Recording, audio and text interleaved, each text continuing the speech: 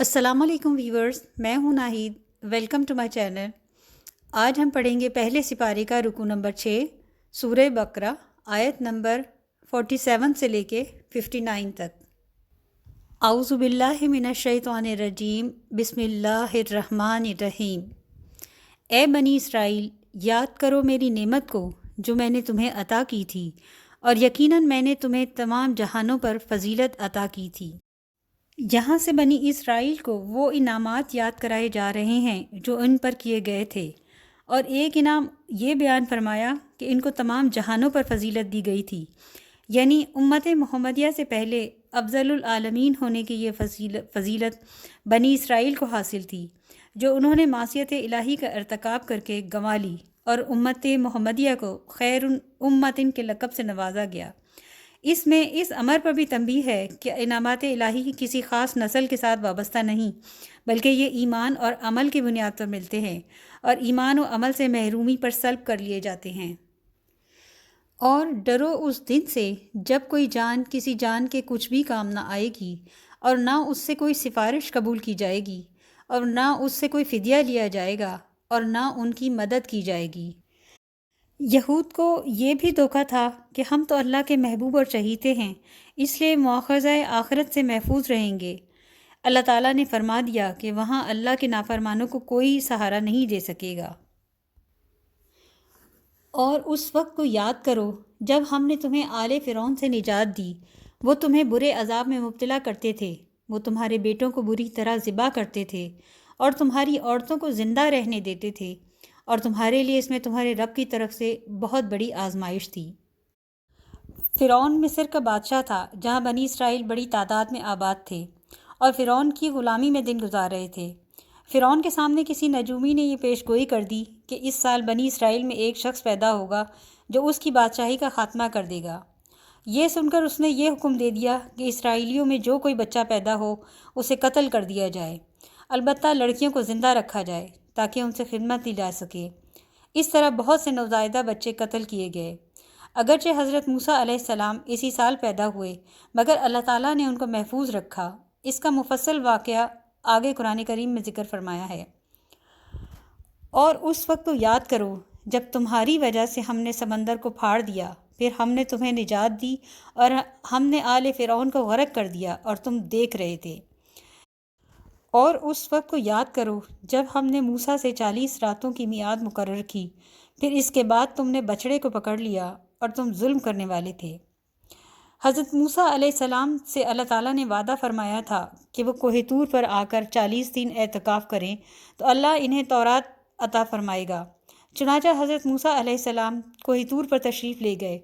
ان کی غیر موجودگی سے فائدہ اٹھاتے ہوئے سامری جادوگر نے ایک گائے کا بچڑا بنایا اور بنی اسرائیل کو اسے اپنا معبود قرار دینے اور اس کی عبادت کرنے پر آمادہ کر لیا، اور اس طرح وہ شرک میں مبتلا ہو گئے۔ حضرت موسیٰ علیہ السلام کو اطلاع ہوئی تو وہ گھبرا کر واپس تشریف لائے اور بنی اسرائیل کو توبہ کی تلقین فرمائی۔ اس توبہ کا ایک حصہ یہ تھا کہ بنی اسرائیل میں سے جو لوگ اس شرک میں ملوث نہیں ہوئے تھے وہ ملوث ہونے والوں کو قتل کریں۔ چنانچہ ان کی ایک بڑی تعداد قتل کی گئی، اور اس طرح ان کی توبہ قبول ہوئی۔ ان واقعات کی تفصیل انشاءاللہ آگے سورہ اعراف اور سورہ طٰہٰ میں آئے گی۔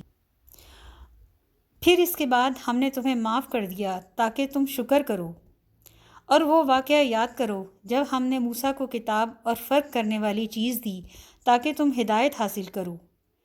اور اس وقت کو یاد کرو جب موسیٰ نے اپنی قوم سے کہا کہ اے میری قوم، یقیناً تم نے بچڑے کو پکڑنے کی وجہ سے اپنے جانوں پر ظلم کیا ہے، لہٰذا تم اپنے پیدا کرنے والے کی طرف توبہ کرو اور اپنے آپ کو قتل کرو، یہی تمہارے پیدا کرنے والے کے نزدیک تمہارے لیے بہتر ہے۔ پھر اللہ تعالیٰ نے تمہاری توبہ قبول کی، یقیناً وہی بے حد توبہ قبول کرنے والا نہایت رحم والا ہے۔ اور جب تم نے کہا اے موسیٰ، ہم ہرگز آپ پر یقین نہیں کریں گے یہاں تک کہ ہم اللہ تعالیٰ کو اعلانیہ دیکھ لیں، تو تمہیں بجلی نے پکڑ لیا اور تم دیکھ رہے تھے۔ پھر ہم نے تمہاری موت کے بعد تمہیں اٹھایا تاکہ تم شکر کرو۔ جب حضرت موسیٰ علیہ السلام کوہ طور سے تورات لے کر تشریف لائے تو بنی اسرائیل نے ان سے کہا کہ ہمیں کیسے یقین آئے کہ واقعی اللہ نے ہمیں اس کتاب پر عمل کرنے کا حکم دیا ہے۔ حضرت موسیٰ بنی اسرائیل کے 70 نمائندے اپنے ساتھ کوہ طور پر لے گئے تھے۔ حضرت موسیٰ نے ان کے سامنے تورات پیش کی، لیکن وہ کہنے لگے کہ جب تک ہم اللہ تعالیٰ کو آنکھوں سے نہ دیکھ لیں گے ہمیں یقین نہ آئے گا، جس پر بطور عتاب ان پر بجلی گری اور وہ مر گئے۔ حضرت موسیٰ علیہ السلام سخت پریشان ہوئے اور ان کی زندگی کی دعا کی، جس پر اللہ تعالیٰ نے انہیں دوبارہ زندہ کر دیا۔ دیکھتے ہوئے بجلی گرنے کا مطلب یہ ہے کہ ابتدا میں جن پر بجلی گری آخر والے اسے دیکھ رہے تھے، حتیٰ کہ سب موت کی آغوش میں چلے گئے۔ اور ہم نے تم پر بادل کا سایہ کیا اور تم پر من و سلوہ نازل کیا، کھاؤ پاک چیزوں میں سے جو ہم نے تمہیں رزق دیا ہے، اور انہوں نے ہم پر ظلم نہیں کیا بلکہ وہ اپنی جانوں پر ظلم کرتے تھے۔ جیسا کہ سورہ مائدہ میں آئے گا، بنی اسرائیل نے جہاد کے ایک حکم کی نافرمانی کی تھی، جس کی سزا میں انہیں صحرائے سینا میں مقید کر دیا گیا تھا، لیکن اس سزا یابی کے دوران بھی اللہ تعالیٰ نے انہیں جن نعمتوں سے نوازا یہاں ان کا ذکر ہو رہا ہے۔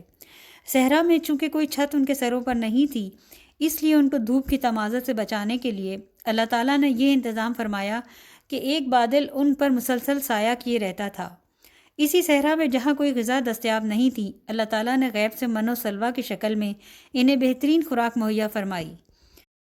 بعض روایات کے مطابق من سے مراد ترنجبین ہے، جو اس علاقے میں افراد سے پیدا گردی گئی تھی، جو شہد کی طرح میٹھی ہوتی تھی، اور سلوہ سے مراد بٹیریں ہیں، جو بنی اسرائیل کی قیام گاہوں کے آس پاس کثرت سے منڈلاتی رہتی تھیں، اور کوئی انہیں پکڑنا چاہتا تو وہ بالکل مزاحمت نہیں کرتی تھیں۔ بنی اسرائیل نے تمام نعمتوں کی بری طرح ناقدری کی اور اس طرح خود اپنی جانوں پر ظلم کیا۔ اور اس وقت کو یاد کرو جب ہم نے کہا اس بستی میں داخل ہو جاؤ، بس اس میں سے جہاں چاہو خوب کھاؤ اور دروازے سے سجدہ کرتے ہوئے داخل ہو اور کہو کہ بخش دے، ہم تمہاری خطاؤں کو تمہارے لیے بخش دیں گے اور جلد ہی ہم نیکی کرنے والوں کو زیادہ دیں گے۔ پھر جن لوگوں نے ظلم کیا انہوں نے اس بات کو جو ان کے لیے کہی گئی تھی اس کے ماں سوا سے بدل ڈالا، تو ہم نے ان لوگوں پر آسمان سے عذاب نازل کیا جنہوں نے ظلم کیا، اس وجہ سے کہ وہ نافرمانی کرتے تھے۔ یہاں بتایا جا رہا ہے کہ اسی صحرا میں رہتے ہوئے جب مدت گزر گئی اور بنی اسرائیل من و سلوہ سے بھی اکتا گئے، تو انہوں نے یہ مطالبہ کیا کہ ہم ایک ہی قسم کے کھانے پر گزارا نہیں کر سکتے، ہم زمین میں ترکاریاں وغیرہ کھانا چاہتے ہیں۔ ان کا یہ مطالبہ آگے آیت میں آ رہا ہے۔ اس موقع پر ان کی یہ خواہش بھی پوری کی گئی اور یہ اعلان فرمایا گیا کہ اب تمہیں صحرا کی خاک چھاننے سے نجات دی جاتی ہے، سامنے ایک شہر ہے، اس میں چلے جاؤ، لیکن اپنے گناہوں پر ندامت کا اظہار کے طور پر سر جھکائے ہوئے اور معافی مانگتے ہوئے شہر میں داخل ہو، وہاں اپنی رغبت کے مطابق جو حلال غذا چاہو کھا سکو گے۔ لیکن ان ظالموں نے پھر ضد کا مظاہرہ کیا، شہر میں داخل ہوتے ہوئے سر تو کیا جھکاتے، سینے تان تان کر داخل ہوئے اور معافی مانگنے کے لیے انہیں جو الفاظ کہنے کی تلقین کی گئی تھی ان کا مذاق بنا کر ان سے ملتے جلتے ایسے نعرے لگاتے ہوئے داخل ہوئے جس کا مقصد مسخرہ پن کے سوا کچھ نہ تھا۔ جو لفظ انہیں معافی مانگنے کے لیے سکھایا گیا تھا وہ تھا حتّتن، یا اللہ ہمارے گناہ بخش دے، اور انہوں نے اسے بدل کر جس لفظ کے نعرے لگائے تھے وہ تھا حنتتن، یعنی گندم، یعنی انہوں نے احکام الہی کا مذاق اڑایا تھا، جس کی وجہ سے ان کے اوپر عذاب نازل ہوا۔ صدق اللہ العظیم۔ Please like and subscribe my channel and share for صدقہ جاریہ۔